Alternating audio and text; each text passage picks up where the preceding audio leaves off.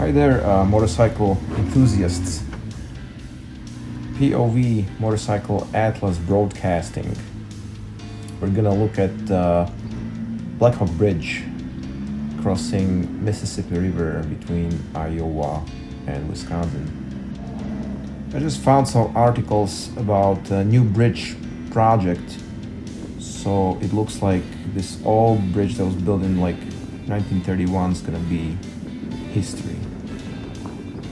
I had a chance to cross this one a couple times and it was really interesting experience, especially on the motorcycle.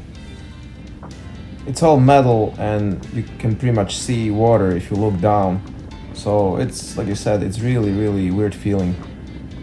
There is a convenient parking lot and I noticed there is like a lot of locals going fishing and swimming in summertime. It's a really nice place to hang out.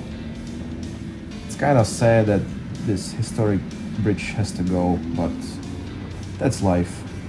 It's going to be replaced with modern bridge that can accommodate probably heavier vehicles. And that's it for now. Thank you for watching and have a nice day.